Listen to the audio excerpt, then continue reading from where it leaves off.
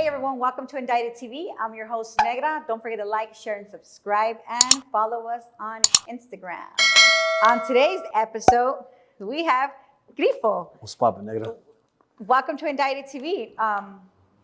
Ready to start? Yeah, what's poppin'? All right, so tell us where you're from and where you grew up.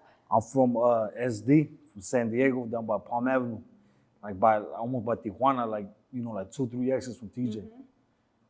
I grew up in SD. Close to the border. Close to the border. Do you have brothers, sisters? Yeah, I got a sister, an older sister. She's like 3 years older, and then I got a little brother. He was a year younger than me, but that fool passed away. And I'm shit. sorry. You know what I mean? So, yeah, Sorry. Cool. Parents, were your parents in the same household as you were growing up? Yeah, I grew up with like my grandparents. Okay. You know, my grandparents, my grandma, my grandpa, like the regular story. You know, my mom, she was out doing her thing. You know, tweaking and shit, all that shit. You know, my dad, he lived in Tijuana, so that fool was never able to really cross over here. He wasn't able to cross, so he stayed over there. My mom and him kind of split up, so I had to figure it out over there with my grandparents. With your grandma. You know, my grandparents, they did their best and shit like that. You know, they already raised 2-3 generations, so they couldn't really, you could only imagine they trying to raise everybody and shit. They don't know where they go wrong or what. Yeah. You know, where they're going wrong with raising the kids and shit like that. So, I did the best I could with them, or they did the best they could with me, and Just living. Just started running around. At what age do you feel like you started seeing that you were going to be a little troublemaker? I think it was like around when my brother died and shit. I was like already like in 4th grade, 5th grade. Oh, you were so young still. Yeah, I was like in 4th, 5th grade. Oh, So. Do you feel that, like you said, that's when you started changing, like things started changing? Do you feel like that was a super major impact? Like, it definitely hit you hard. Like, that's your little brother who you're with, and you said he was only a year younger than you. So that's your boy, and your kids, and you're going through this. Yeah, it hit me. But at the time, I'm young as fuck, so like I was a kid. I don't even know how old I was. Probably like 8 or some shit, but 9 or something. But like like just being in the hospital while he was like on life support. Them having us bringing like little people to come like keep our mind entertained and having us draw little drawings and shit like that. Oh, you remember that kind of stuff? Yeah. They used to put us like in another room, me and my sister, while like my grandparents and my mom were like in the other room, talking about what's going on with him, if to pull the plug or not and shit like that. So like we would just be like in the other room, and they'll bring the little people that worked at the hospital. They'll bring them through to like keep us distracted and shit like that. But we knew what the fuck was going on, It was just like we just had to be there because we were young. But like like if I was an adult, I probably would have like not been there. Yeah, I probably just would have just tapped in really quick and then just whatever decision they were trying to make. Yeah, but it's definitely intense. Losing your best friend. He was your best friend. Like when you go back and think about it, that's your only we didn't even get a chance to bond. To really bond and like grow up and try to actually like see what we're gonna become or something, so. Did you finish elementary and like junior high? I finished elementary and then right into middle school I got kicked out like my first week. So I got expelled my first week into middle school, and then. Was that your first time actually getting in trouble, or were you already like kind of getting suspended, like already a little troublemaker? That was my first serious, shit. But it just downhill spiral from there. Like 7th grade, I went like a week, got expelled, and I didn't go back to school for till high school. Yeah. Oh, so you were just not in school? Yeah, I was just because I went to juvenile hall and shit like that. Right, everything just happened so quick and shit, like real fast. Okay. So right when that shit happened, that I got expelled, like I went straight into juvenile hall. So from you got expelled. Why did you get expelled? I think it was like for like I think it was like fighting or some shit, or like doing something, or I think we tagged up to school during like the weekend and shit. We tagged it all up and shit. Like. Did you go to juvenile hall because of that?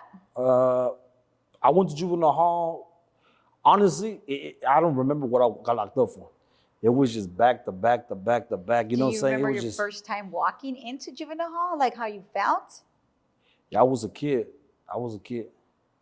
I was a kid. So it was just like I was a baby, like a kid. I remember being in court one time that the judge asked my mom, because, you know, back then your mom could come to court.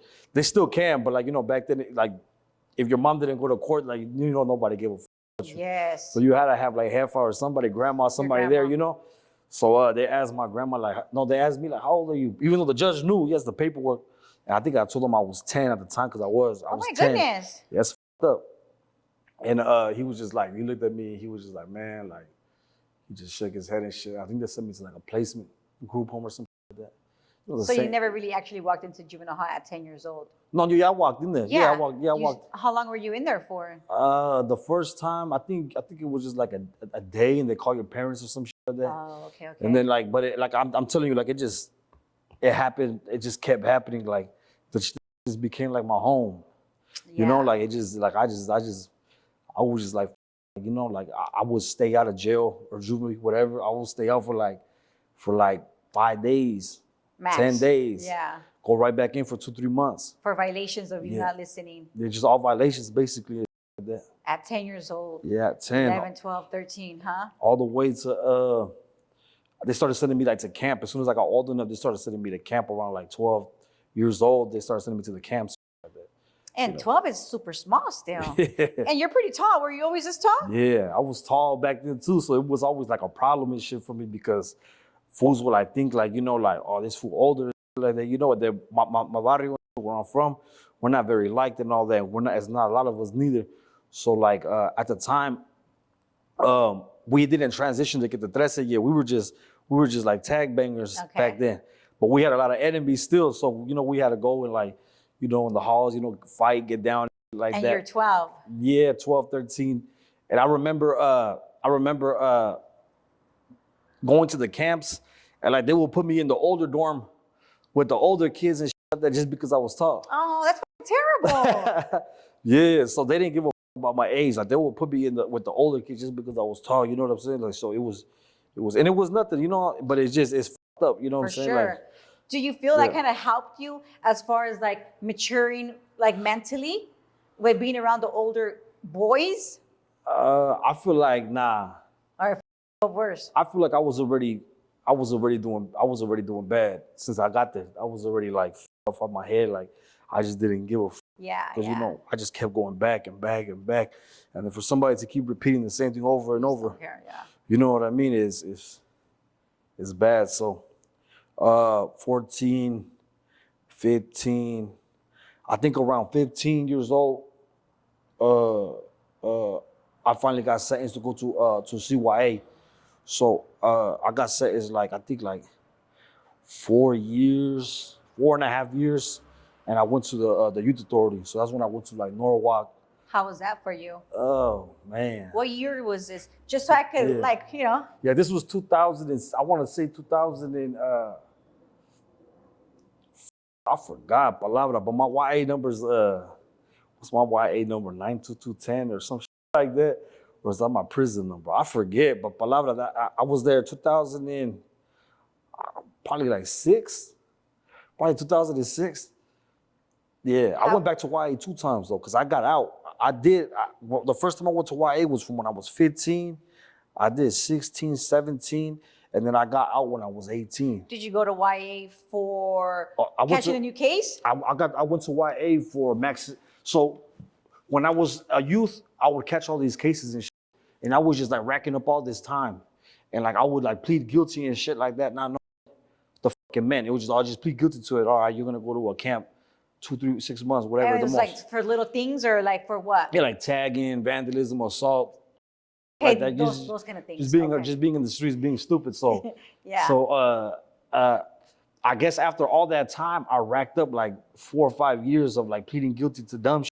So my last time that I was in the camp, I went to like the last camp that you could go to like that, and I was fighting a lot and shit, and you know, I was just getting down. And I got 8A1. Like, it's like, it means they remove you from the camp because you can't complete the program. So they had no other option but to send me to the youth authority. And from the time that I already had like racked up for 4 or 5 years and shit, that like they used that as my term to go up to YA. Ah, like a sentencing guide. Right, shit. right. And I remember like me and the homie youngster from Lomas from 26th Street being that fool, we were young as 15. I think that fool was 16, I was 15. And we got sent up together. We were handcuffed and shit. They took us up there. And How did you feel when you're just really going through the gates? I'm not gonna lie, I was low key kind of like, you know, scared of shit. Hearing all the shit, you know, from YA, like hearing all the shit that be happening. I was like, it's gonna be a different shit. Like I pushed it to the limit.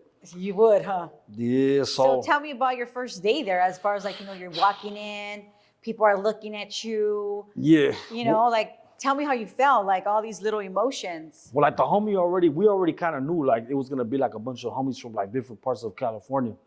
We didn't know what was gonna happen. We never been to county before. We didn't know the politics.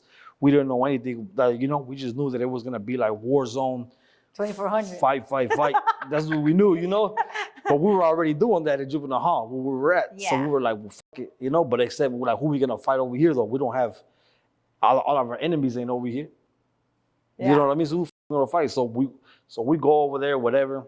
I think it was called Pico or something. It had like Pico and Cabrillo right there in Norwalk, off Bloomfield Street or some shit like that. I remember because I used to have, you know, the address, send it to my heifer or whatever. She'll come visit me. And it was just, you know, everybody was just super gangbang to the max. You know, everybody. You're a homie, obviously. Yeah. But like at the time, all right, so I'll tell you a quick story what did happen my first week there. There was some little homie named Blackie from Compton Barrio. I think he was like from one something. I forgot what clique he was from. But I got into it with this fool and shit.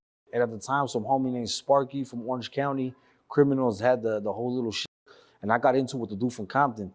And I didn't really want to fight him and shit. Like, you know what I'm saying? Because I think we got into some stupid shit. So in the gym, there's like a little blind spot right there in Norwalk where by the basketball courts, you go to the water fountain and shit like that, and like nobody will see you when you fight there, so you can do your thing. Yeah, that's where you go. Yeah, so we went right there really quick, and like keep in mind, like I wasn't trying to do too much, you know. I was just like, well, I got down with this fool, ping. I remember he put his head down, and I uppercut him one time, and then somebody said the coach was coming or some shit. So we stopped. As soon as we stopped, like he went that way, I went this way. The homie from Lomas and the homie from Center Street from Oceanside, the homie little boy, and they were like, "What's up for you? Good?" I'm like, "Yeah." I had like a little busted lip, and then we went back to the modules or whatever to the thing and shit, and I caught wind that I knocked both of the homies' teeth out. An accident. Yeah. This was an accident.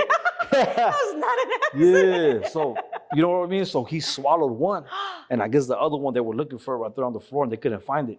So the next day, he was real cool with the homie who had the shit, you know. The next day, the homie's like, "Hey, fool, like, you know, I'm gonna need that." And I'm like, "What the f-? Like, this fool's not even from the same hood as this fool and shit like that." So I was just tripping. I was like, but that's how I guess YA was. Like, you know, like if you get down with the homie right here, you're gonna have to get down with him. You're gonna have to get down with like, a lot of homies. So the next day, I was like, well, it, I can't say no. Yeah. So we went to the same little spot. Boom, I got my nose broken that day. Oh, and that was my first week, you know, so that kind of brought me into what you were gonna have for the rest of these 4 years or whatever years you got. Yep, so that's what happened there. And then, you know, just learn how to program and shit like that. When I got to YA though, it was already like, a lot of the shit was already like died down though. Like Paso Robles was closed, Preston was closing down. They were sending everybody down to like Ventura, YTS. That Ventura was like, girls YA, but they were turning it into co-ed. So a lot of the people from YTS that were no good, supposedly, not no good, like, you know, like in the state no good, but in the YA games no good. I understand. Yeah, so everybody that was in YTS was getting, that was no good, supposedly, was getting sent to Ventura. To Ventura, so Ventura got labeled as the no, like you PCs, can't, you can't go over there. You know what I mean? But then they had people like all the fools that got digged down or digged up. Yeah, or yeah. They said all that shit.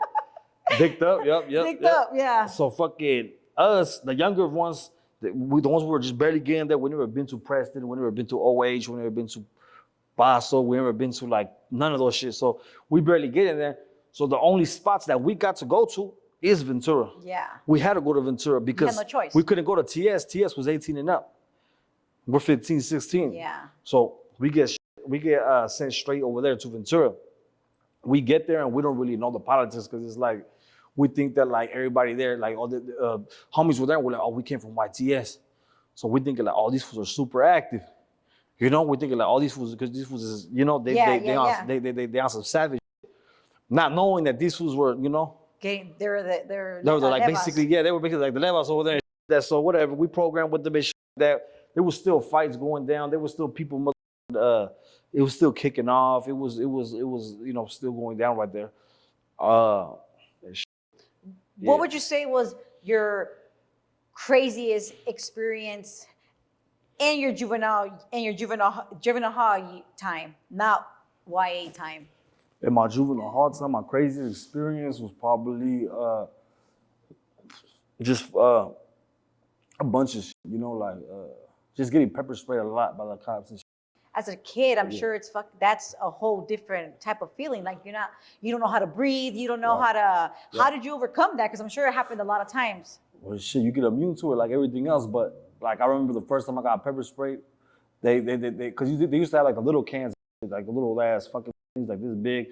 But then they came out with the big Berthas, the MK9s, the big ones with the big handle and the little yellow shit came out with those. And once those came out, like they were like using us like tests, like you know, like we could be fighting right here, boom, boom, boom, boom, boom, and the Hudas right here, and they're gonna spray us down with that whole can. Whole can. Yeah, but we're kids though, so it's like, you know, like you could easily just grab us and throw us to the side, and 100 pounds, we're gonna go that way. But instead, they will sit here, they will drench us and shit. Like that's what I would call it. They're like, they'll drench us down with those NK9s and shit like that. And so I'm sure being so young, that was like so bad even for your lungs. Yeah, and then like I remember one time, like they did that.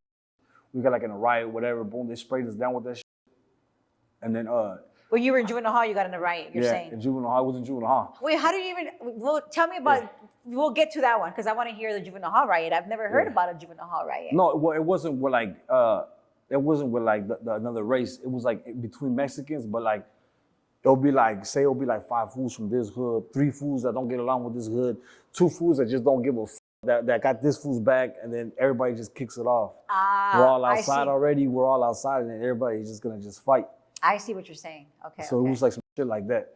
Not like an actual, like the prison ones, like. Nah, it wasn't nothing like no prison. So we were doing that shit, and then I remember they sprayed us with those big Berthas and shit like that, like, and then I remember that night because my favorite meal when I was in jail in juvenile hall was the burritos. So when they used to give us like the 2 burritos and shit like that with the rice, I remember that night that we got all in fights and shit that we had that to eat. I remember I was mad because I wanted to get extras and shit, but I remember that, well, you know, I got in a fight, so I'm like locked up in the cell, so I wasn't gonna get no extras. So I remember eating that shit, being mad and shit like that, and then, that's about it, you know. Yep. So you're in Ventura, or that's what YTS was, right? With Ventura. Nah, YTS was YTS. Ventura was Ventura. Ah, that's where everybody was going, and you were programming with everybody. I was just there, just, you know, doing the same shit everybody else was doing, fighting, same shit. Is that where you finished high school at? Nah, I finished high school in juvenile hall. I got my GED. Ah, so you got your GED before you even left to YA? Yeah. You were younger then, super young when you got your GED. Yeah, and I guessed through the whole shit. I just guessed it. Just get. I guessed it and I passed. But you passed. I passed. That was good. Yeah, I passed. And then I remember, like, I went to YA, boom, 15. Boom, I got out when I was 18. I got out like a week right after my 18th birthday. I went home. I was out for 6 days. And I was with the homie, I remember. And we were just chilling and shit. And I was faded. And then I told this fool, like, hey, I'm a dip. I'm gonna go to the pad. He was like, all right. He's like, hey, here, take this with you. So he gave me like a little 25, like a little deuce 5 and shit. And I remember I was like, all right, I'll give it to you tomorrow. But in my head, I was thinking like, hell no, I'm not gonna give this shit back to you. Like, yeah, I'm keeping it. I'm keeping this shit. So I go walkie. Long story short, I try to like do some dumb shit. I try to like rob a Moreno. On your way home. Yeah, on my way home, I do some dumb ass shit. You know, the Huda gets me. I throw the gun in the bushes. The Hudas, they get me. They're saying that they said they got a call of a guy with a gun, whatever. They look around and shit. That the whole thing they were gonna let me go. Then finally, one of the Hudas, they were shining like the little bright ass lights to the bushes, and they seen the strap, and they got that shit. And they took my ass in. I went in. I was only, keep in mind, I just did like almost 4 years. I did like 3 years, 3.5 years. So I went back to court for that, and they sent me straight to juvenile hall, and I was 18 already. And they sent me to downtown court, thinking I was gonna get charged as an adult. So I was. And this is in San Diego. In San Diego, okay. And I'm tripping. I think I was like, oh, they're gonna charge me. I'm gonna go to the pen now, you know. So I was like, fuck it. I was only out 4 or 5 days. So as soon as I get to the courthouse like that, the lawyer comes out and tells me that, hey, he's like, they're not charging you as an adult. They're gonna charge you as a juvenile again, but they're offering you a recommitment back to CYA. Oh. So they give me a recommitment to go back. I think it was like they added like 2.5 years to whatever time I had left. So it was like 3 years or some bullshit like that. How did you feel once going back to the same spot? It's like I never left. I'm sure. It's like I never left. I didn't feel bad. Like I bet you probably felt even more pumped up, kind of like. Low key. Huh. Low key, but it was like I never left because I was out for 4 days. Yeah, I didn't get used to being out. Yeah, no. I didn't get it. I was. I mean, did you even have sex in those 4 days? You're 18 years old. Honestly, I don't remember. Yeah, I don't remember. I'm not gonna lie to you. I don't remember, but I just do remember, like, being like, damn, I'm already back in jail. And then, like, it didn't feel like nothing, though. I was kind of like, since I was already in YA, I went back to the juvenile hall. And I was kind of like, you know, like, with the chest out. Yeah, I was the chest out, walking around, thinking it was, you know, thinking it was something else. And then there was homies there already who were, like, in the maximum security with me in that unit in juvenile hall. And these fools got adult charges and shit. You know, murder. They got they're facing all day.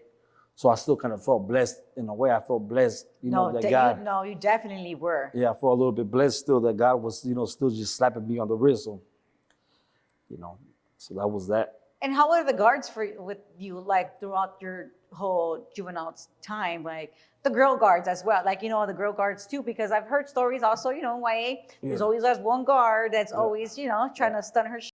Like, was that a thing for you? For you to get your shit cut, for you to bring in your shit?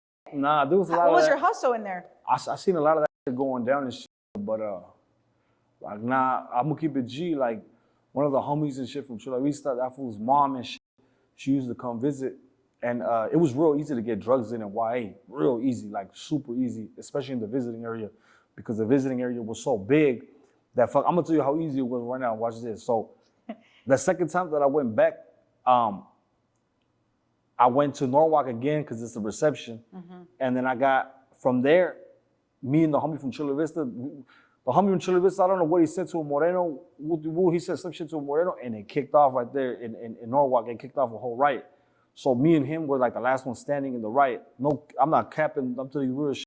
We're young, but still. And you remember yourself standing there, huh, right now? I'm not standing there, but I just, this is like a highlight of my, you know? Yeah. Of my little, when I was out there doing that shit. So me and this fool were the last one standing, and at the end, whatever, they sprayed us down again, whatever.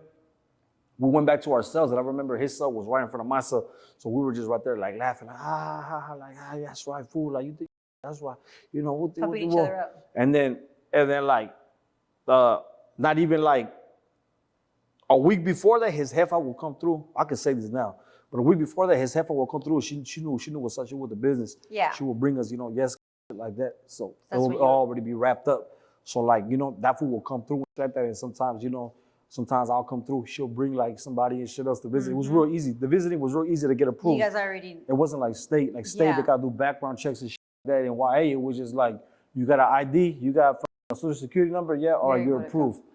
So I remember. So after that riot, we were like talking like that was like, let's smoke. I'm like, yeah, pass it, whatever you pass it. shit right there. And then like an hour later, I was already gonna go to sleep, and they come and they knock on my door, and they were like, "Hey, pack your shit up." I was like, "What the fuck? Where am I going?" You know? They're like, "Just pack your shit up, boom, boom, boom." And then I remember yelling to my homie like, "Hey, fool, I'm leaving." He didn't say nothing. And then they came to my door and shackled me up, boom, put the shackles on. And they walked me out to the day room and shit. But I remember when they were putting the shackles on, I was like looking at my homie's door like this and shit to see what this fool was doing, you know? Fool probably passed the fuck out or some shit. And I'm looking at shit and he wasn't in there. And I was like, what the fuck? So I walk into the day room, this was sitting right there with the big ass smile with shackles on too. So we both got transferred that night, just me and him only. Nobody else. The last two standing. Nobody else. They just transferred me and this fool. They transferred us to YTS. Okay. So that's when it got a little bit tricky because I was already in Ventura my time prior to that program. And So the Ventura supposedly like no good. Like, yo, it's green lighted. If you've been to Ventura, you green lighted. So now it's like, but I already knew I was gonna have to go through some shit like this. So I kind of already knew this shit. So sure enough, they put me and that fool in the van and shit. And like we had our little paper jumpsuits on and shit like that. And we were like, where we going? And they didn't want to tell us and shit, but we knew we were going to YTS and shit. And we just went down there. So you got there, and then what happened? Well, I remember on the way there, we were on the bus and shit. And I remember this fool had a fat ass sack of Yeska. And he's telling me, hey, fool, we're shackled up like this. And he's telling me like, hey, fool, I got a fat ass sack, fool. He's like, hey, fool, do me a bottle. I'm like, hell nah. This fool said, do me a bottle. I was like, I'm looking at this fool. I'm like, fool, you trip. I don't want to smoke that bad, boy. I'm pretty sure there's weed over there. You know what I'm saying? And he's like, fool, just do me a favor, fool. I'm like, man. And he's like, what the f-? He's like, fool, just push that shit up there for me and shit. He's like, I'm gonna rip a hole in my shit. What you? I was like, man, you doing too much, fool. Palabra. That fool just like, come on, fool. I was like, look, fool, be smart. Right now, when we get to ONR, you're gonna be able to like maneuver yourself around. They're not gonna strip search us as soon as we get off this shit. They're gonna put us in some shit. And he's like, nah, my boy, nah, because he's like we needed a yes guy. So he was just, and it was a lot. And he's like, nah, fool, nah, like you're tripping, fool. I'm trying to get through. Yeah, he wants to get his money as soon as he gets there. He wants to get his money as soon as he gets there. Yeah, and then I told this fool, like, man, you tripping this shit. This was like, nah. I'm like, fool, trust me, fool, just kick back, boy. Like, you'll be all right. And that fool's just like, fool, you fuck with you, fool. I was like, fool, we're already fucking up. Shut the fuck up, fool. Like, you know, we're just talking shit back and forth. I thought you were down for it because you're the Grifo, you know? Yeah. We smoke weed that smell like shit all the time, too, in jail, you know? But, so you got there. Did they find it? Nah, they didn't find it on us. So they did exactly what I thought they were going to do. They were going to take the shackles off, put us in a little, like a bigger holding cell and shit. And then that fool just did his shit right there when they took the shackles off. He did it, whatever. We got sent to lockup. And then that was it and shit like that. We got sent to lockup. I think it was called like K&L or some shit like that. And then from there, it was just, you know, fighting. Because they already knew that you came from another spot. Yeah. But you survived it, right? Yeah, straight. How long were you there? You said two years? I didn't do the whole time there. So when we were there, Chino caught on fire in the prison. I don't know what year that was. Did you hear when the Chino prison caught on fire?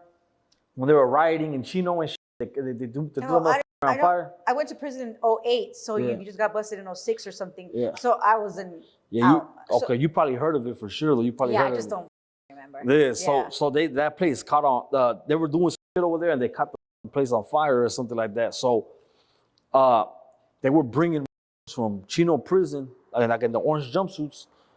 You got one right here. They were bringing motherfuckers over to YTS. So they started transferring all the homies. They started transferring everybody like into one side of YTS. And then they started opening up these spots for these fools that were coming. For the men. I mean, not that you guys weren't bringing them. Like they started bringing these fools over here. Yeah.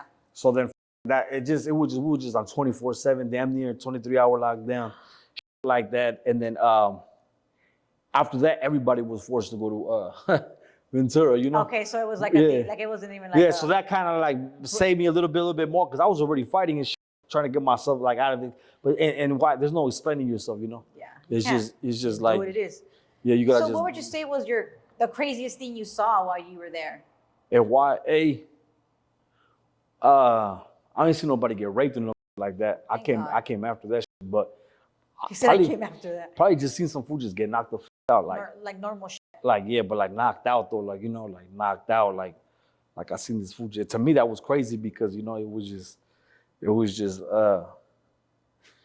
crazy. That food was just KO'd, you know what I'm saying? Yeah, but he was just chilling. For a while. He was chilling in the day room, like, like thinking he was sick and shit like that, like, with his little CO20s on.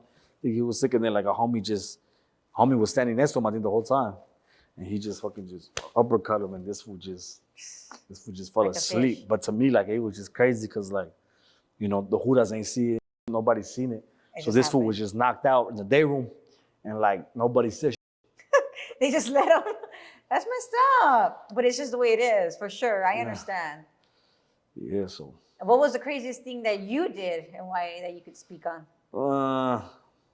Basic shit, just like the little riots or whatever. I just have to ask. Yeah, basic. So shit. How old were you when you got out of when you discharged your whole YA stuff? I was already 21. I was 21. I got out. Boom, I was 21. And then I started fucking around with like rap. I started fucking around with the rap music and shit. When you got out of YA? Yeah. Oh, were you always like a writer or? Yeah, I was around a lot, but like I wasn't really taking it serious and shit like that. Like I was just like, just writing in juvenile hall. Writing in like YA, whatever. YA, I didn't write that much. More so just juvenile hall, but I would like freestyle in YA and shit like that. And then like, I got out the second time. I was already like 21.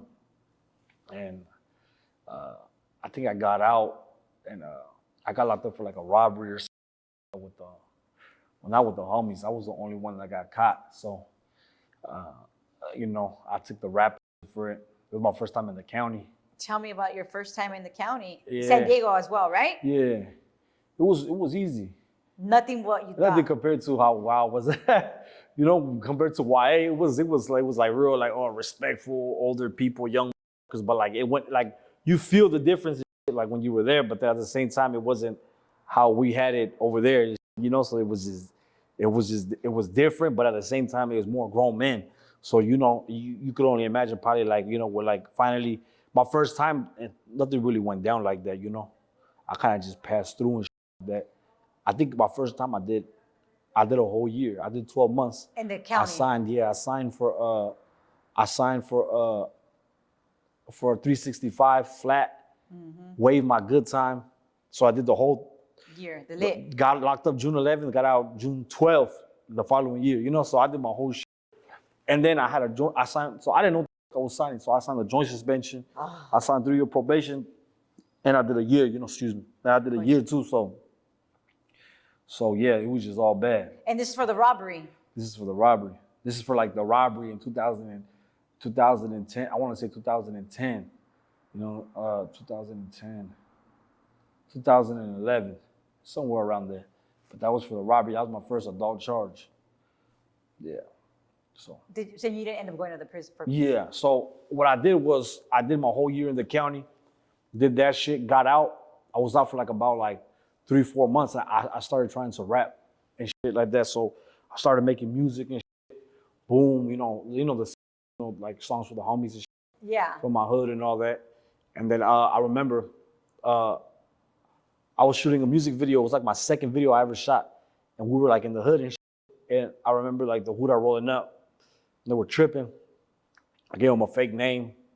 They had me in the back of the cop car for a minute. And back then, like I wasn't popping at all. Like I didn't have no kind of traction. So I thought I was super low key. You know what I mean? Like now I can't do that now. But like back then I didn't give a all lie and shit.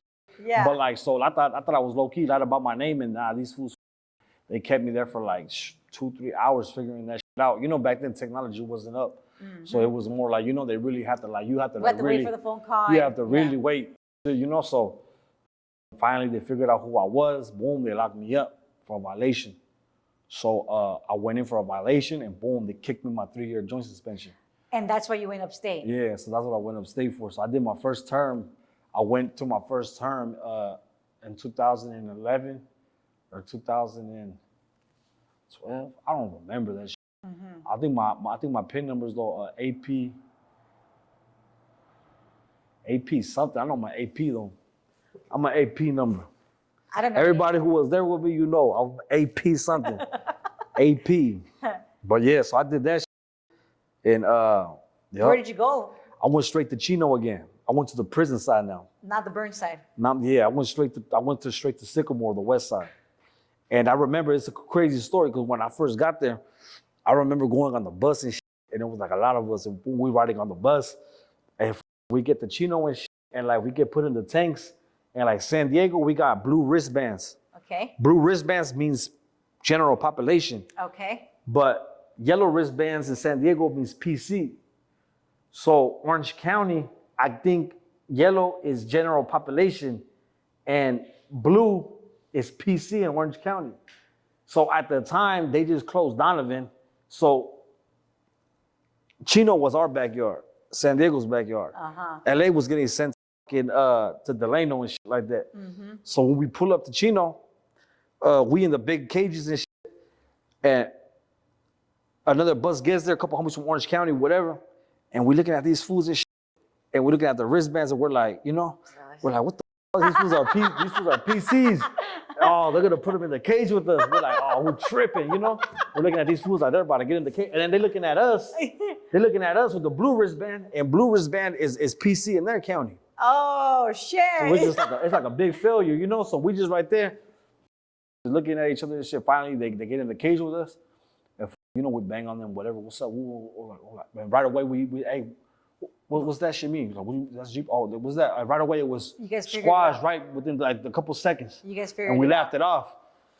And then I remember we had homies because it was like we were like in the cages in the hallway. We had like homies coming from like rec from the yard and shit. So there was homies like coming and shit like that that been already there for like 3-4 months. You know, they've been already there trying to get sent to somewhere. So, but they're coming by, and then we told these fools like, "Hey, fool, take your wristbands off, my boy, because these motherfuckers are gonna go back to wherever they go to, and they're gonna say, hey, we seen old boy with the placenta, or we seen with the it's bad for both of us, homie. Just take them off." It's just so these fools took it off, and then yeah, that was it. But it was crazy because I remember we were chilling, and then finally fools started going to their little and shit, and me and like one of the homies, we were like the last ones left, and then the Hudas came by and they were like, "You guys hungry?" I'm like, hell yeah. So boom, they gave us some sack lunches. They gave us like extra sack lunches and all that shit. And I remember we were eating and shit. Boom, boom, we're eating in the cages, and then the Huda, one of the other Hudas walks by. He's like, "Hey, you a Southsider?" And I was like, "What the f?" And I look over at the homie, because you know, we're not really supposed to talk to the Hudas like that, you know what I'm saying? And I look at the homie, like, what should I say, fool? Like, I didn't ask him, but I looked at the homie like, you know, what's up with this fool? This fool has we're from the South. And I look at him, I'm just like, and he's like, oh, he's like, hey, you ain't heard? He's like, don't let your homies eat, don't let your homies see you eating that right now. And we looked like, what the f? And he's like, yeah, you ain't heard? He's like, you guys are on a hunger strike right now. I was like, oh, shit. You know what I'm saying? I put that shit down. But you didn't know. Yeah, we didn't know. So we put it down, and then the homie put it down, whatever. And then we went. We got sent to our locations. And then I remember when I got there, I landed with the homie who had the whole goddamn pads. He had the whole chino, and this just got out the hole. So when I got to the cell, this fool was barely making his bed, and this fool was like, "Hey, fool, I just got out the hole, and shit, but check it out though. Hey, I got everything." I'm like, how the fuck they put me in this with this motherfucker, you know? And I'm for sure we're not eating. You're on for sure I'm not going home right now. For sure we're not gonna eat no food. This was for sure on some super, you know, on some super high powered shit, food. So I was just like, damn. And I remember this fool telling me, because right there at Sycamore in Chino on the west side, we have like the tray slots on the doors, and it's all like, there's walls and shit like on the side of you, but people like put holes in the wall and shit, like, so there's holes going all the way from one side of the hallway all the way to the other side of the hallway. So you could fish something, through the rooms. You don't even gotta hit the tier. Oh shit. But of course, though, you know, you got like morenos and shit, buenos in between. You don't know them. You just pull up to reception. You know, you don't want to set nothing too crazy. So there's walls and shit. But like on this side, it's like where you're facing. You're facing like mesh. So it's like mesh and shit. It's not like metal door. Yeah. So there's like little tray slots. You could pop the tray slots open. There was like you could rig them, pop the tray slots open, and then it's the three tiras. It's like the you know where the blood in, blood out. was that? It was right there. You know where the food got thrown on the top? Yeah, the 1, 2, 3. Yeah. Yeah, I was on the second tier on the same side though that they shut the movie. Oh shit. And I remember when I walked up in that shit, that's when I was really thinking like, damn, I f***ed up. Because I was walking with my shit and I just hear like a bunch of people yelling, yeah. And I remember, you know, I thought YA was like, you know, but YA was more like, I don't know, but it just to me, seeing the big 3 tiers and shit like that. It was just like, yeah, it was just. But it was your first time yeah, though. Yeah. But like a lot of people were right there like yelling like that. And then as soon as I got like on one of the tiras, like, I'll hear like, hey, Grifo, hey. Oh, and I start seeing familiar faces. I'm like, oh shit, what's up, boom. And these were all gentlemen that you were with. Yeah, like from the streets times. and shit like that. That you run into in the guys and shit like that. And like, so I was just like, all right. And there was a lot of food from SD. I'm telling you, we were getting sent right there. So it was just like that.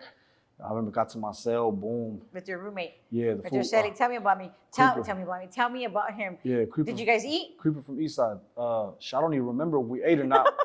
I remember that food tripping though because I didn't know how to fish. I didn't know how to like to open the shit. I didn't know how to fish off the tiers. Wait, so it's a whole thing. You know, my first time. This food's fresh out the hole, so they were trying to like send this food cell phones and shit. Oh, they were trying shit. to send it, and they're like, hey, Creeper, we gotta, you know, we'll coming your way, you know. And this was like trying to, you know, settle in, like, hey, food, grab that shit for me. I'm looking at this food like, grab what? You know what I'm saying? Wait, like, I don't know what the fuck you're talking about. Like, you grab, you know what I'm saying? So, you know, I learned this shit. So did he break it down? He broke it down to you, or he didn't teach you? As much as he could, you know what I'm saying? It was just. Yes. It was just one of those and shit like that, like as much as he could, you know. He a knucklehead too. You know, he probably wasn't that much older than me. He was probably like, you know, 4 or 5 years older than me, if that, 4 years, 5 years older than me, you know. So he's just doing his own shit, trying to figure it out and get it going. And at the time, like I still don't, but like I never really around with droga like that, like you know, but you know, everybody there was, you know, around and shit like that. So like yeah, I remember this one time we were right there together. He ended up like moving somewhere else with this homie from his hood. And that fool ended up ODing and that fool died and Chubbs from Dead End, from East Side, but rest in peace. But I remember we were right there and one day he was getting all like, you know, smacked back and shit. Shout out to the homie too. He probably doing good. I seen him not too long ago. But he was getting all smacked back. And he was like, what's up? You know, you around? I was a kid, you know. I was like, hell no, I don't fuck that shit. Like, you know, he was like pretending like he was gonna poke me with that shit, you know. Scary? He was pretending like he was gonna poke me. That's scary. He was gonna poke me with the needle and shit. And I was like, fool, watch out, fool. You know what I'm saying? Like, yeah. So like, yeah, that fool tried to do something at one time, and then one time he like pushed the line with me, and I was reading a book and shit. And this fool really tried to like, you know, come at me a certain way. And I hopped off the bunk. I didn't give a fuck. At that moment, like, I don't, you got the pad, you don't got the pad. You're already over it. You know what I'm saying? Of course. I hopped off the rack and shit, fool. We started getting down. Like, boom, boom, boom, boom. And you could hear it everywhere because there's no real doors and shit. It's just mesh. So you could hear the whole, when somebody gets lit up right there, you could hear that shit. So I remember people were, you know, making noises when we're fighting. And fucking everybody was like, hey, Creeper, you straight? Like, you straight telling this one shit. And he got the best of me, you know, of course. But like, he was just like, yeah, and he was all smacked back. He would be like at the door and shit. He'll be at the door and shit. And like, this fool's, I'll look over, because I'll be like reading or writing or something. I'll look over and the homie, he'll have like his coffee mug almost like hitting the floor. And this fool's like face is probably like this far on the floor. I used to be looking at this fool like, God damn, fool, like you high.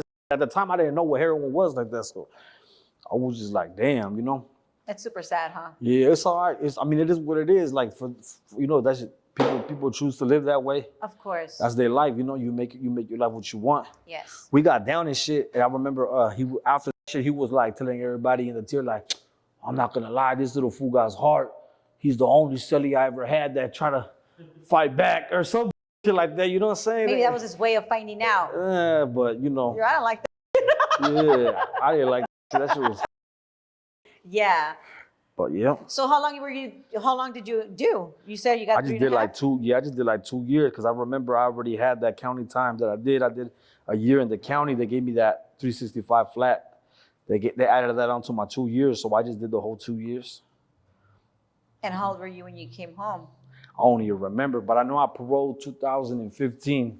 Okay. I paroled 2015, so however old I was, 2015, I paroled from Ironwood, from Sea Yard.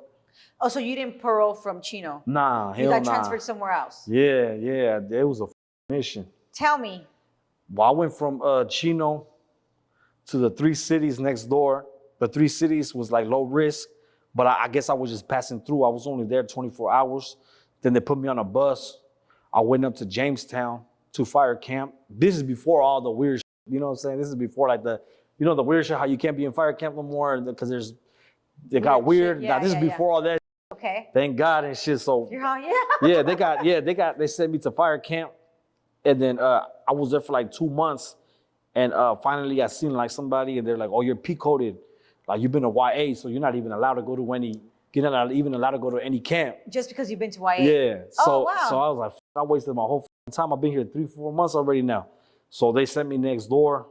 I went next door to like some yard they had right there in Jamestown. And then I got into it with a couple homies a couple times. And then I got endorsed to go to Ironwood. So then I went to Ironwood and like that. I went to Ironwood and I did my last like year. I did like my last year in Ironwood in Sea Yard. I think I was in Sea Yard. It was level 3. Did my time right there and shit, kicking it. You know. How was that? It was cool. A lot of lifers. You think, is it more like calmer? It was for sure calmer, but it was for sure calmer, but it was more. You could just feel like, you know, like every day was less like. It was just building up every day, you know what I mean? Yes. And then it finally kicked off, you know, when I was there with the other race. And that was that your first actual real riot? Yeah. Tell me about it. We were just walking to chow in the morning and just kicked off. You already knew it was gonna happen, type of thing? No. Oh. Yeah, I didn't know. Do you remember yourself fighting? Yeah, running around. It must be a scary situation to be in, huh? Yeah, I mean, right there, it's just fight. You just get into some kind of survival mode and shit like that. Just comes out. You naturally. get into survival mode and you just do what you can and shit. Cause I never been in a prison, right? That was the only time. That was like my first time. But like the YA ones, the juvenile hall shit, was nothing really compared, to that. Because Grown men always have a mission. Yeah. So kids are just wild. Yeah, so it was just different. It was different, man. And they put us all on lockdown. We were locked down for a while. We were slammed down for a minute. And then what did you do to pass your time while you were locked down? Just be on my rack. The cells are real small right there, so only one person can be standing up at a time. Like it's not like you can both be on the floor at the same time. You're gonna beat your celly up if it's like that. Like me, I remember my celly we had the same time almost. So that's the reason why we got along. He was from 18th Street, from Inglewood. Called him, I forgot what they call him, but that fool was fat as. But he would do so many burpees. That fool got skinny and shit, skinny as fool. But he still had a lot of loose skin. Suspect, the homie suspect from 106 from 18th Street, and so I just remember being there, and then we were just there and shit like that. It was his first time in the pen too, so it was both of you guys' first so time. He was so just you guys were learning together. Yeah, and I remember too. I'm not gonna lie. I could say this. I don't. But my first week that I got there too, when I got to that yard. Yeah, first week say a lot for you. Yeah, huh? yeah. I remember I got there and I seen one of the homies from East Side again. My homie Ewok from East Side. Shout out to my homie Ewok. He should be out soon. He was there and he said he came to the door. He's like, "What's up? Ooh, whatever."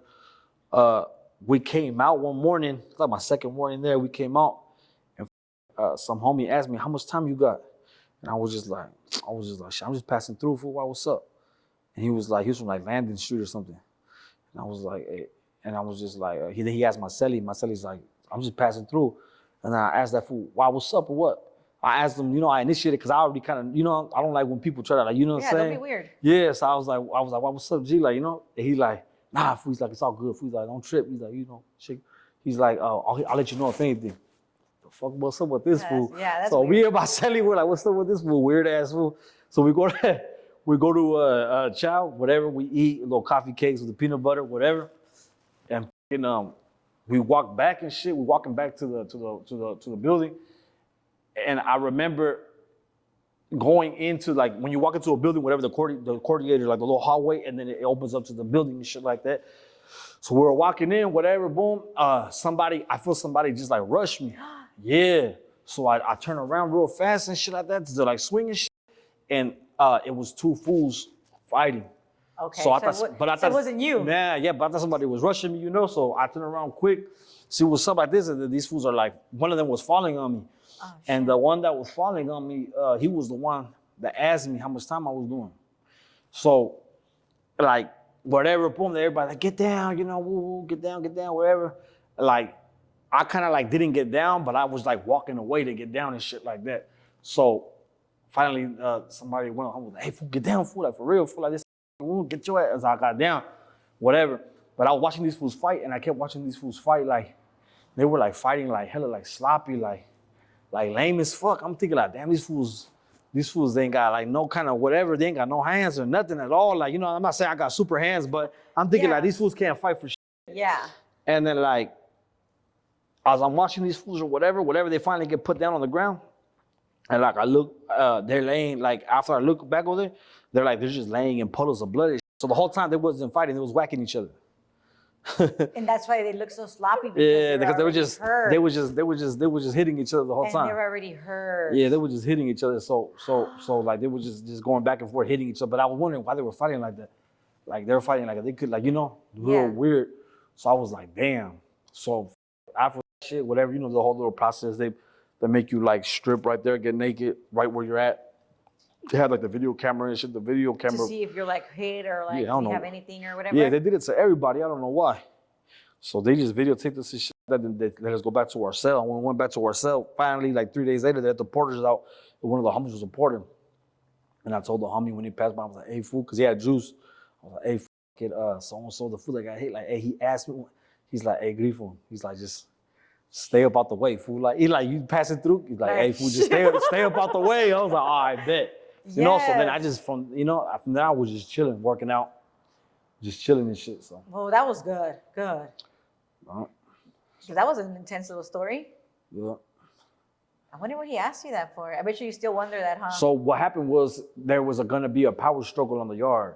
Okay. So they were taking the yard from him. That's what happened. Okay. So there was a power struggle, was being kicked off. And he was the one that had the yard. I found this out later, but so he was already f***ing up because it's like, you don't have your, you're going to ask two homies who just got here yesterday. You're going to ask us how much time we got. And you got the yard, like you would think the homie already. No, everything you would think, about not even that, it's just you would think the homie already has his little squad.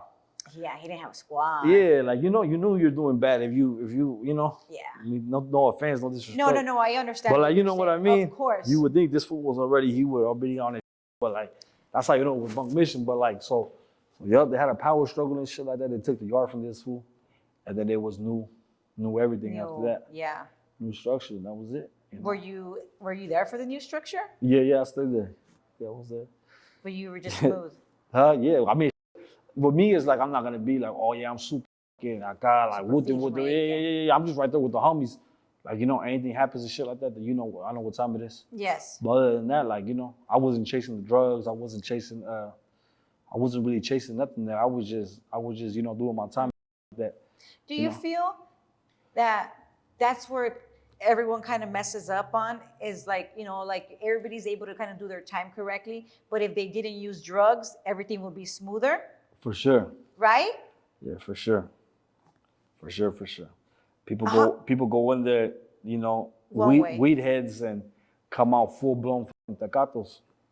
And then they just lose their lives. Yeah. I done seen homies in there, that I knew from the streets and shit like that, and they're just full blown full-blown tecatos and shit like that. Homies getting into, I seen a homie get whacked. One of my homies from the area, he's my enemy, but you know, he's a homie. Yeah. But I seen that fool get whacked and shit. He just kept running up a that. Like, you know, he would go to this fool won't slang to him because he was red flag. He'll go to this fool was slang because he didn't know he was red flagged, and he ended up getting whacked. He still got whacked. He stayed on the yard. They patched him up, and then he still went to go by. After he got whacked, this fool still went to those spots to try to get more more that you know. sucks.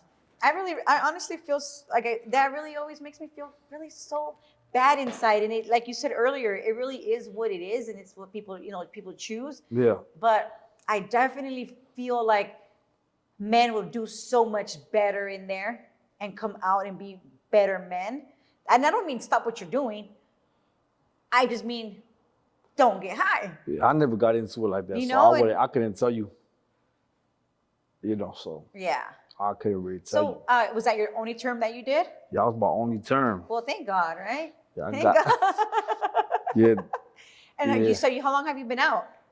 I've been out now for like almost 3 years because after that shit happened, I got out of prison. I was accused of some shit. I got accused of like strong arm robbery, carjacking, gang enhancement, gun enhancements. Yeah, they were trying to get me. And I'm already rapping at this point. I'm making music and shit like that. Like I got a buzz going. I got videos going. I think I had my first million already on Latin beats and shit. I had like that No Friends hit 1 million, the Southern Cali. The Southern Cali wasn't out yet, just the No Friends hit a million for me. So at this time, I'm already like in motion and shit like that. Because while you were your last term, you were still rapping and you were. My last term when I was in prison, I wasn't rapping. I think I had like one video out that had like 80,000 views, but it wasn't. What I mean is like, were you in there writing songs, like rapping to yourself? Yeah, I was doing. I was doing saying. a little bit of shit like that. Yeah, like did the homies hear you rap and like, hey, nah, hell rap, nah. you know? Nah, it wasn't like that. No, it wasn't like that. Okay. I just want to know. You know, I want to hear real shit, you know? Yeah, so that shit happened, and I ended up like they were looking for me, whatever. They came to my house, and I absconded, I dipped, and I fled to like Tijuana. So I was in Tijuana for like, I was in teacher for like 3 months, for like almost 4 months, 3 months. With family? Yeah. Okay. Yeah, my dad's down there. I was about to ask you. My dad's down there. Were you with your dad? Yeah, so I just went down there, and at the time, this fool had like 2 houses, so he was just about to rent one out. So I got there right on time and shit. And was this like your first time bonding with your dad? One of the first times that I actually needed his help as an adult. And he was there. Semi? He had no choice. This fool had no choice, you know? You're up, fuck, I'm here and it is what it is. Palabra, yeah. En que te guste o no, aquí estoy, no me voy a ir, no me queda de otra. Type of vibes, huh? Yep. So, he had to take me right there. He had to take me in. And how was that? I stayed down there I remember I was down there and I was just stuck down there. I was stuck and like, I knew they were looking for me like over here because my grandma would tell me like the SWAT came to the house again. The SWAT came to the house again. They're parked down the street, you know. Then they told me they didn't know I ran to TJ. They thought that I was still in San Diego. So they were hitting all kinds of spots. At the time, I just dropped my mixtape, The Streets is Talking Volume 1. Okay. So right before that shit happened, I was promoting everywhere. I was in different spots, different shops, different places, different this and that. I was promoting everywhere. I was on the internet a lot and shit like that. So they were going to all the spots that I was frequenting at, and they were like, crazy. They were like, yeah, they were busting everybody down. Go to the barber shop that I would go to. They're trying to, you know, go everywhere. The last addresses that I ever was at, they're trying to just get me. So long story short, whatever. I was down there in TJ, and I called my parole officer. I actually called him, and I'm like, "Yo, what's going on?" You know? Yeah, I mean, you gotta take care of it. What's going on? What's going on? What could we do or what? Yeah. Like, he's like, no, nothing's gonna happen. You're good. Like, yeah. You know what I'm saying? So whatever. I didn't reach back out. I was stuck down there in TJ. I remember just going through it and shit. I remember like the little money that I would get from like, because I was dropping off like piles of CDs, like 50 CDs, 100 CDs at certain spots. So like after like a month or some shit, they're like, hey, we got some money for you, you know? We got like 500 for you or 600. So they were sending me that money down to Tijuana. And I'll go to like the Copel or something like that and I'll get the money. And then like I remember like getting money and then the first thing I will do is I will go straight to like a club and I would just sit there, drink. Broad daylight in a strip club, you know, middle of the day, drink, waste all the money, buy some tacos, then go back to my man cave and I was done till the next time I had money. And That's I was all skinny. you did. I was skinny as I wasn't doing no drugs, nothing and shit. I was just smoking weed. I got skinny as and then finally after like 2 months, I was like, man, I want to put out some content. You know, so I called my boy up, rest in peace now, my homie Calioso, he's my videographer. I called him up. He overdosed 2 years ago on Cinco de Mayo. So I called him up and I told him, yo, let's shoot a video for me. He's like, you in TJ? I was like, yeah. Like, don't trip, I'll pick you up at the border. So he crossed, I picked him up at the border like that. And took him to the pad or whatever. Long story short, we shot a video. That day, I posted a video, I posted a picture of me and him on the roof of where I was staying at. And on the roof, like in the background, you could see like just like all of like TJ like this and shit. But you couldn't really see where the fuck we were at.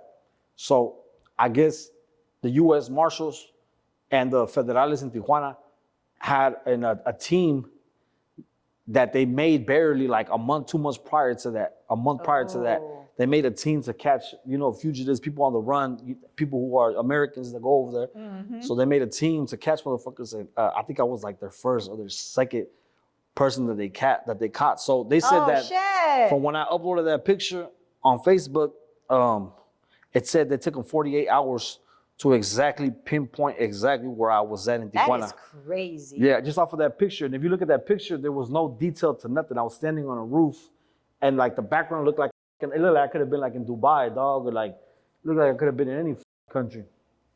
So it took them exactly like, you know, like I said, 48 hours or whatever to pinpoint exactly where I was at. Yeah. And they got you there. They got me there. I remember the morning they got me. I was chilling, regular morning and shit right there. I had my little hot pot, like if I was in the pen, you know, the hot pot and shit for the water. I had my little Folgers, like if I was just. Like I drink Folgers still. Yeah, my little sopas and shit, you know, I had it right there and shit. Because I remember I didn't have no stove, so I would use that. But anyways, long story short, that morning, man, I had to take a little masa, I had to take a shit. So I was like, I'm gonna go to the store, because I had no toilet paper. Little tiendita, I lived in a privada, so I had to go out into like the street right there. And then the store was like 3 privadas down. So I come out and it just felt weird and shit, you know? You already knew it just felt weird. It felt weird that day. And the whole weekend, I didn't go out nowhere. I stayed in the whole weekend. That was my first time coming out. So long story short, I come out, boom, a car passes by. I remember this shit. It was like a Volkswagen Bumblebee yellow hubcap in the front. I remember the hubcap on the right-hand side of the front of the tire. That was the only hubcap it had. It was real obvious, you know? Bright-ass yellow car, tint-ass windows, hubcap in the front. And in my head, I'm just thinking like, all right, it's like normal thinking. If I see this car again, it's weird. Yeah, you know what I'm saying? But I didn't think nothing of it at the time. I was like, whatever, just pass by. So the car passes by, and it parks in front of me like 50 feet in front of me, it parks. I'm still thinking in my head, like, I don't give a, you know what I'm saying? Like, and then I start thinking like, damn, maybe this is like somebody that like, you know, I have my little flings on there, my little things I was doing down there and shit like that. Yeah, I mean, so I'm thinking that, I was thinking like, damn, it's probably somebody's spouse or somebody tripping, you know what I'm saying? Because I don't got no beef down here. You know what I'm saying? So I'm thinking that that's worst case scenario in my head. Yeah. So as I get closer to the car, some dude gets off, a short, little dark Oaxaca looking at, and then I look at this one shit. And this was like, this fool starts walking towards me and shit, and then like he just puts it up at a big 45 like this, and I'm just like, what? Like this, and I just go like this to run, and when I go back to run, there's like 2 F-150s already there. Pull up on me, shit like that. They grab me right away, you know, grab my ass, boom, boom. Some dude hopped out, he got like a big iPad, He was like videotaping with the iPad and shit. The other dudes were more like on some like get it on the floor shit. They grabbed me, threw me in the back of the truck. They just ran the whole shit on me. In the truck, they had like a bunch of like, this is no joke neither. In the truck, they had like a bunch of like vests, construction vests, helmets, binocular. I see some binoculars right there. And where I was staying at, there were some settles right there that they've been working on all weekend. That's them watching you. Right there though.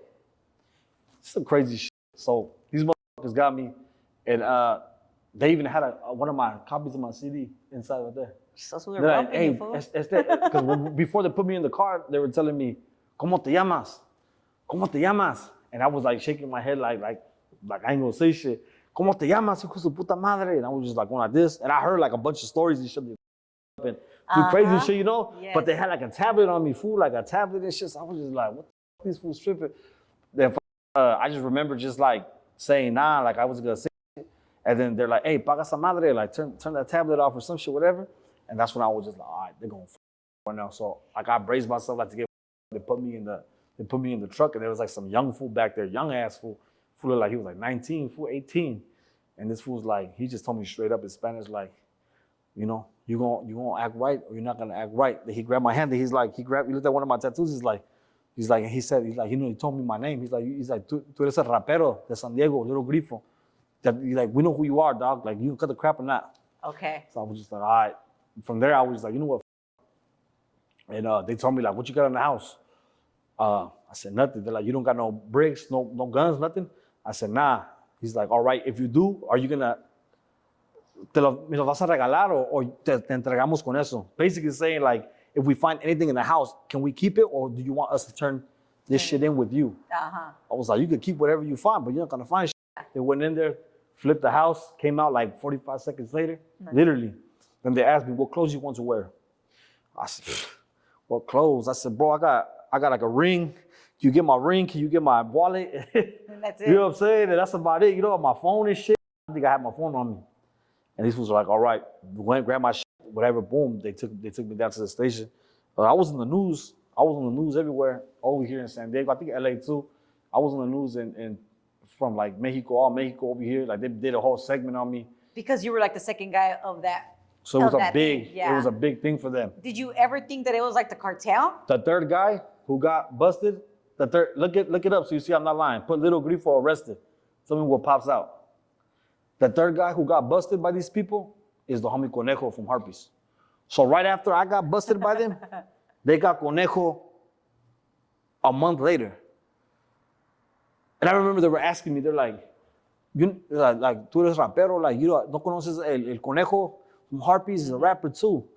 I said, I don't know. I knew who he was, but I was thinking these motherfuckers like, I don't know no Conejo. Yeah, we would have been hanging out right here. Yeah. But a month later, sure enough, though, they get Conejo.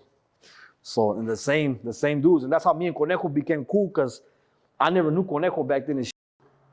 But when that shit happened, after that shit happened, and Conejo got extradited back too, and he got out of his jams.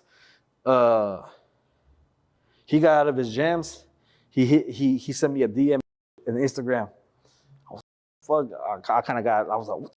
Conejo hit me up. Yeah. He said, at first I thought it was a setup or some weird shit, because he sent me a 619 number. He had a 619 number. He was like, hit me up.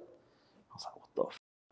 I called him and shit. He had a 619 number. I called him and then fucking we chopped it up. And that fool told me like, what happened? That fool told me everything and shit. He's like, hey, you know what's some funny shit? Trip out. He told me all that. And I was like, damn. So back to this whole, this was your last little incident after your term. Yeah, this was right after that. I was out of prison for like probably like 7 months. I was out of prison for like 7 months. And that shit happened. So they brought you back, and what happened? They brought me back, and I went. They deported me from Tijuana back to the States. The States. So they gave me the boot. What's it called? They not deported, but they extradited me back. So you're not allowed to go to TJ anymore? I am, but it's just, it's... Because you have to go through like secondary and all kinds of dumb things. Yeah, yep. So the U.S. Marshals met us at the San Isidro port of entry. They transferred my custody to the U.S. Marshals. You trip out on this, though. This is real shit. So I was smoking with the federales that let me smoke in the car on the way from Your house. No, because they took me to a deportation right there in Playas. Playas, right before you get like on the Via Rápida, there's like deportation right there and shit like that. Okay. And I did my whole deportation shit, and then the Pepos were like, nah, he's coming with us. He's not staying here. Because after they deport you, you stay there and wait for like a bus to come pick you up and take you guys over. Got it. But my situation was heavy, so they were like, nah, he's coming back with us. And I remember in my wallet, I had a little blunt. And I remember telling these fools like, hey, let me smoke this shit, you know?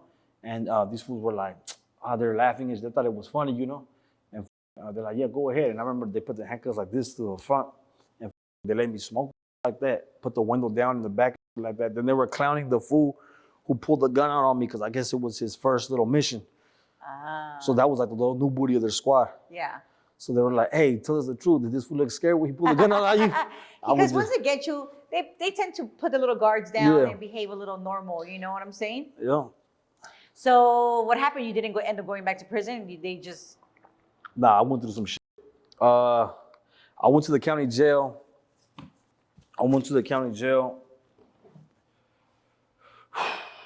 I was on parole. They gave me violations for carjacking. They gave me violation. You know how parole be you said doing? you didn't... You know how parole Yeah. be doing some weird shit like that? Yes. So they gave me violations for this shit. They gave me violations for carjacking. They gave me violations for armed robbery. Even though you didn't do any of this. Yeah, I didn't do none of it. Just the fact that you were involved, you got violated. So they gave me violations and they gave me the max. They gave me like, I think at the time they came up with some where you could only do like, I think 180 and then like half is the mandatory time you're gonna do, which is 90 days. So they gave me the 90 days and I was sitting in the county and I remember I was thinking like, damn, they even violated me for this. Like for carjacking, armed robbery, this is life sentence, you know? And I'm on the run, I was on the news. I'm thinking like, damn, what the fuck? Like, so I do my violation and like, how the fuck did this shit happen? I do my violations, I get out. Palabra, I get out. And I remember I'm out now. And that's how long ago it was. I remember I'm out now. And everybody could vouch for this. Everybody who know me, they'll be like, yeah, that fool did, you know, like, not that I did it, but like, you know. This happened to you. Yeah, so it's not a mystery. I was on the news like that, but so I got out and I'm out and I'm out for like 7-8 months. And I remember my mom got kicked out of, when I got out, my mom got kicked out of that house we were living at because the SWAT kept hitting it. So she was living in hotels. My grandma. She was living in hotels. She was like renting a hotel for a month, you know, doing the 30-day hotel shit. So when I got out, I went to go stay with her in the hotel. And I was just staying with her in the hotel. And I remember one time, some happened, long story short. All right, remember homegirl that you had right here, Cynthia? Remember from San Diego? So her homie, her baby daddy, Chunks, he's from my barrio too. Okay. He's from my hood and shit. So that day so this is the story that happened. I was kicking it with that fool and she was there too. And we were at the hotel, whatever, and they had the kids there and shit just outside. And I don't know what happened. They ended up leaving. I ended up going back to this room. I went to sleep. I woke up at 4 a.m. They knocked my whole goddamn door down and it was the U.S. Marshals again. The same U.S. Marshals who transported me from Tijuana into, not the ones that were in Tijuana with me, but the ones who intercepted me to go to the county jail. My eyes were still like, I just woke up. I was like, what the f? They're like, you don't remember us? And I looked at this phone like, because I remember I picked you up, man, in San Isidro at the border. And I said, what the f? At the time, like I knew I haven't been doing no dirt. I wasn't doing shit, you know what I'm saying? You're just kind of out for like 6 months. Yeah, so I was thinking, like, what the f is this about? He's like, honestly, bro, he's like, I don't know what this is about, to tell you the truth. But the closer we got to downtown and shit, he got the paperwork through, he's like, yeah, they filed charges on you. So those charges that I did the violation for, they finally picked them up. The DA picked them up. Years after? No, 7-8 months. 7-8 months after I did the violations for it. They picked them up. So I went to the county. And I was stuck in the county for like about 13, 14 months. I was sitting in county jail. And damn, like I was in that, like, and I remember my bail was like $1 million or something like that. And like, I was like, I can't get out with no $1 million bond. Like, what the f? You know what I'm saying? I'm not, you know, that God even, like, you know, can't get out with this shit. And then after a whole year of being locked up, they did. I finally got a lawyer. Shout out to Irv Weston. I got that fool. Gave that fool 10 G's. Picked up my case. He got me a bail reduction. My bail reduction went down to $200,000.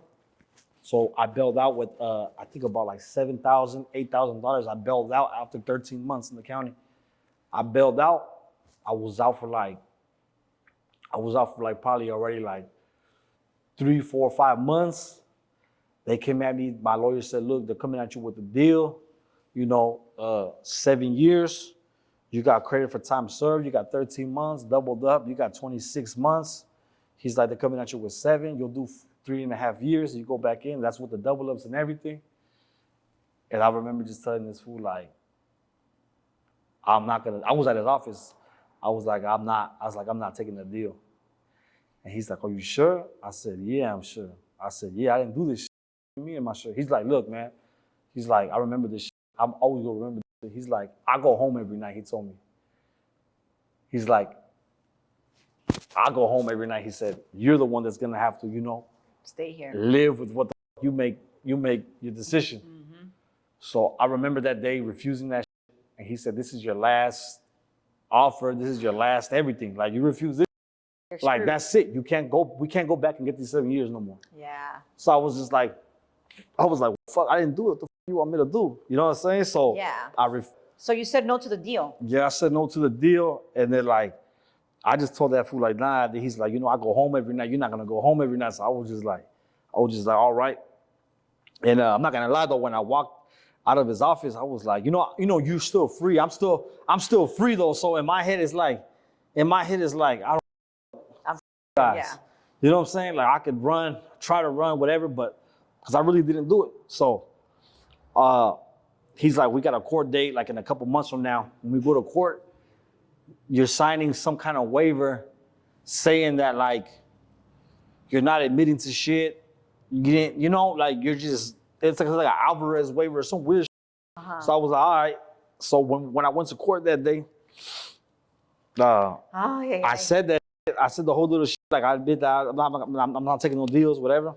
So the judge read off all the charges, and he's like, he racked up all the years, and he's like, Mr. Woo, that like if you, get found guilty of all these charges, you're facing 20-something years, and that he added up the enhancements. So I was just like, yeah, and. That's it. Basically, that's it. So he's like, all right, come back for trial date, jury selection on so-and-so date.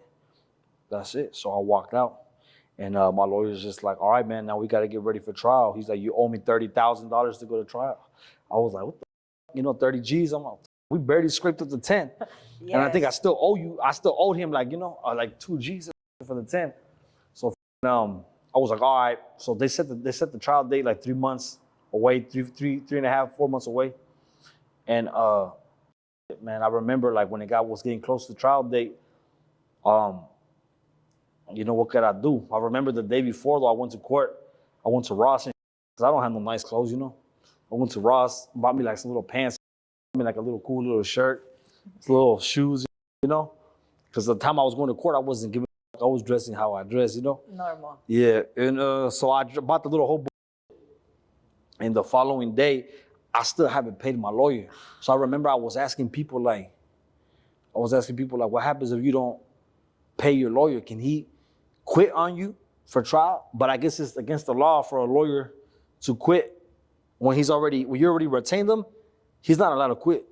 He's not allowed to. I didn't know that. Yeah, he's not allowed to quit. Yeah, he has to go with you into trial.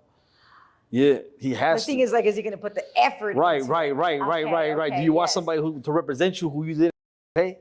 You know what I'm saying? So like that's what I was on. So I was like, so we went whatever. The next day, I pull up there and that it was just me and my grandma. I didn't take nobody. I didn't. But you had your little clothes on. Yep. So I went and I remember like when I got there, I was looking for my lawyer. I couldn't see that fool, and then like he reaches his head out he peeks his head out off the thing. And like I remember I was standing with all the jurors though, because all the people who had jury selection that day, they was outside of my courtroom. Mm-hmm. And like, I'm not locked up. I'm out on bail, so I'm out there too. You know what I'm saying? It's not like I'm. You were able to kind of listen to what they're. Nah, I couldn't really hear them, but you know, they don't even know what they're there for. They just know that they're there for some kind of jury selection. And I never been to jury selection, but I know I've seen enough on TV, like you know, where you're gonna pick who you want on your jury. That's what we were doing. Okay. We were gonna question the jurors and see who we were gonna pick. So yeah. What happened? Boom! My lawyer sticks his head out. And he's like, hey, he's like, come here. I was like, what the come here, man? You know, come talk to me over here, because I'm thinking in my head, I haven't even paid you. Come over there, like, you know what I'm saying? And then he's like, he walks to me and shit, and he just to my ear and shit. He's like, do you want to sign for a misdemeanor today, or you fucking get it dismissed?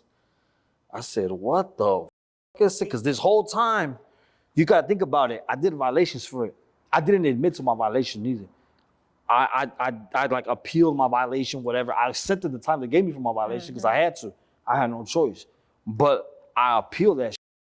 So they pick up charges 7-8 months later. The DA picks up charges on me. Get locked up. Spent about 13 months in jail.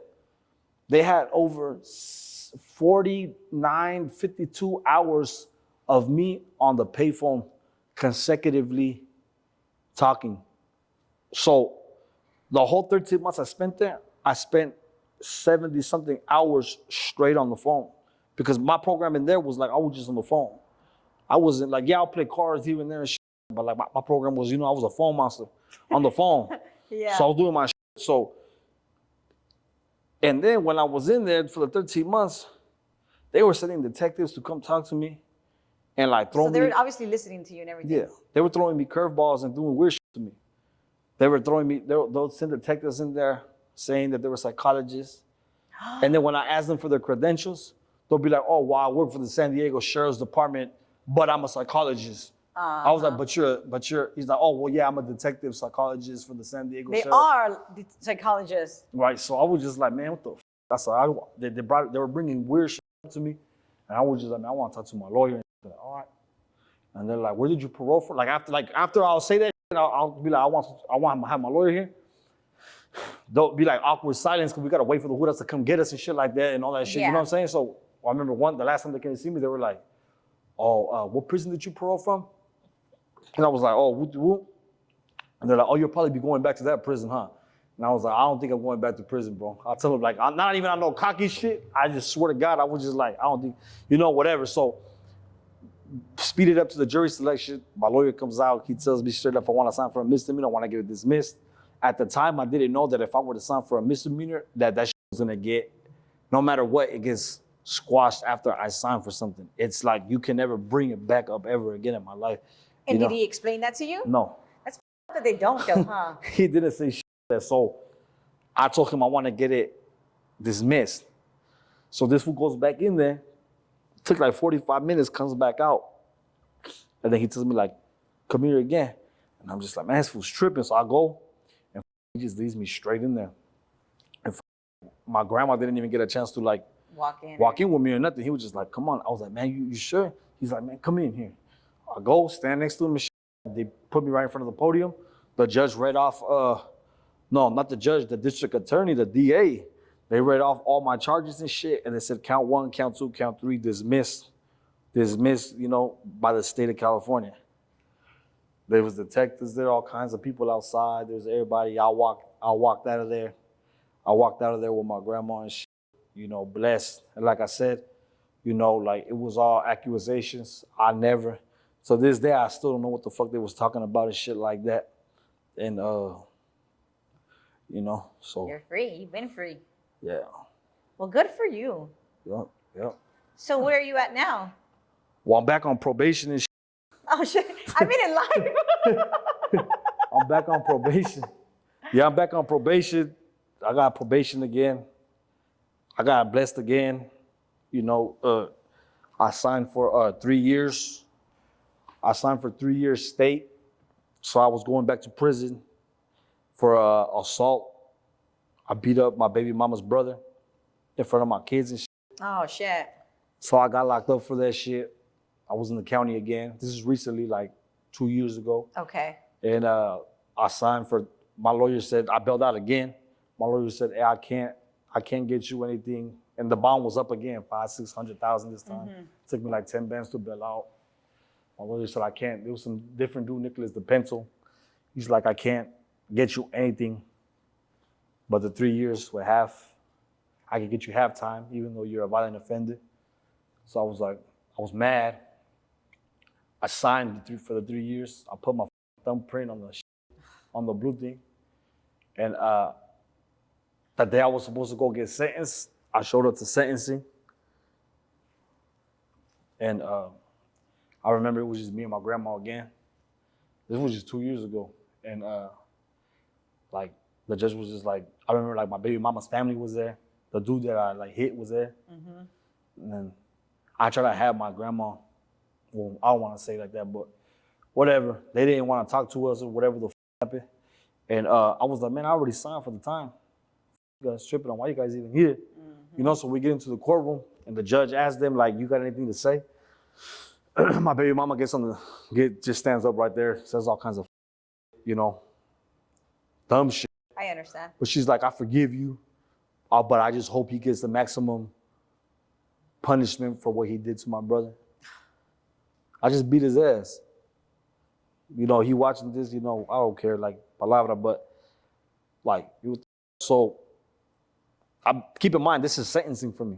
I'm getting sentenced. Like, I've been in jail in my head for the last 4 or 5 months. I've been in jail because I signed. Yes. I'm not going to no alternative. I'm not doing no. I'm going to turning myself in that day. And the judge asked me, like, you got anything to say? After she said her piece or whatever, and she was even crying and all that crazy shit. I was just like, all right. So then when they asked me if I had something to say, I was just like, you know what I do? You know, I just spoke from my heart and shit. I said, man, like, at the end of the day, I'm human and shit. You know, I fucked up. But at the end of the day, I said, you're not hurting me. You could send me to prison for 10 years, 15. I could do it. But, like, you just hurting my kids and shit. It's my kids who are going to grow up with no dad. I grew up without a dad, so I know what the I'm talking about. I told them. Like I said that, I swear to God. I said, I grew up without a dad. I know what I'm talking about. You just hurting them. You know, I messed up. You know, I completed some classes out here without you guys having to tell me to complete them. You know, I've been out, like, by that time I already been out like 8 months, almost a year, I think. I already been out, including the 2 years that I've been, the 2.5 years I've been out right now. That's including that. So, I was just waiting for them to put the cuffs on me. I didn't give a fuck. And the judge said something. My lawyer whispered in my ear, like, hey, you gonna owe me some more money. What are you talking about? We take a break, 5-minute recess. We go into the hallway. That fool said they give you an alternative sentencing. We go back inside and shit. They give me a 3-year joint suspension. Through the grace of God, they gave me a 3-year joint suspension. And that's it. Back on probation. So, you know, I had to get permission to get this probation, to get this interview and shit. That I had to go, you know, get the travel pass, consent, of course, and shit. So, yep, that's how I'm at now. But where are you at now with your music? Oh, I got my EP dropping this Friday. The Streets is Talking, TSIT Volume 4. Tell them about it. Yeah, TSIT Volume 4 drops this Friday. And I got a follow-up album right behind it, 1991. So that's what I'm doing. And just basically just working. I've been working since then. That's good. You know what I'm saying? So. And you get to see your children? I haven't. I haven't seen my kids since that day of the incident. Oh, it's a bunch of stuff in the way with court and shit. Trying to figure it out. Just I'm just right, that's what I'm saying. So that you could I'm be thankful able to that see I'm your just thankful. children. I'm just thankful that I'm still here, you know, because there's been a lot of situations in my life where it's like I brush up on fucking goddamn death, football number sentences, you know, even something small as this, you know, I feel blessed enough to be able to be like, you know, God gave me another opportunity to try to do something better with my time because I'm not getting any younger. That's right. You know what I'm saying? So like just by him just letting me be still free, I know that I have like a bigger message to people and stuff like that to cater to when a more, you know, something to cater to the people out here, you know what I'm saying? Like an audience, the audience that I do have like that, you know, to spit a message to like, you know, the youth out here, whoever really is in tune with my music and stuff like that, you know, and I know to me like jail, I mean, I've been there, I grew up there, you know, I've been there my whole life, spent a lot of time there, but like I know like, there's more. You know, there's more You know what I'm saying? Shout out to all the homies busted too. Yes. You know, but I mean, hey, you know, we just trying to get it together at the end of the day. Yeah. And also, I was going to say, a lot of times, a lot of men are intimidated by courts, not saying you, when they have problems with the baby's mom and not being able to see their children. They're afraid to approach children's court because of their lifestyle or because of their experiences. I've been through all of child courts as well. And I feel like as long as you're out and you're working, you should be able to see your kids. And you could, I'm not saying take it to court, but I mean, you could do things to be able to see your children when the time permits, obviously. You know what I'm saying? But for the guys, you can't be afraid to take the girls to court if you want to see your children. You know? Yeah. I took it to court a couple of times already, but at the time I had that open case. They called it a DV. They called it a DV because it was her brother. So they called it a domestic violence because it's her family. Yes. So when I was trying to proceed with my court in family court, I couldn't proceed with the felony that I had with him. Got it. So by then I got tired of going to court. I went to court already 2 times. I subpoenaed her, did all the work to see my kids. So now that I actually got free from, away from this shit, knowing that I'm not going back to jail, I kind of just been taking another breather, trying to realize what I, trying to plant my feet before I even go and attempt to, get more responsibilities on me and shit like that. So it's like, or I'm see them and then have to remove yourself again. Man, hopefully not. That's what I don't want. But that's what I'm trying to avoid. Yes. You know what I mean? And I mean, it's just been a long time coming. So. Cuando Dios quiera. Yeah, whenever it happens. You know. And I mean, it's gonna happen soon. But like I said, I'm still learning everything. So. That's right. Is there anything else you want to share to Indicted TV? TSIT Volume 4 drops this Friday, 6:30. And man, find me on all platforms. Lil Grifo. I thank you guys for having me here. Thank you for coming. Yeah. Thank you. Guys. Thank you for coming. Shout out to Icon. Shout out to everybody. I appreciate you guys for having me here. Thank you. Thank you so much. Thank you. Real quick. Royalty Honey. Tried Royalty Honey before? Nah, I ain't never tried this. I'm not saying you need it. You know what I'm saying? But we're gonna give you a little something. What's that? This is the Royalty Honey. Yeah. You wanna? That's for us, baby. That's for you and your girl. What's this though? What does it do? For him and her, pure honey with royal jelly. Yes, it works. I'm not saying you need it. Rainforest herbs. All right. Well, let me find out before you be on this shit. Okay, man. Shout out to. I'm not, like I said, I'm not saying you need it. Yeah, royalty honey. Palabra, hell yeah. Thank you, everyone, for watching Indicted TV. Don't forget to like, share, and subscribe, and follow us on Instagram.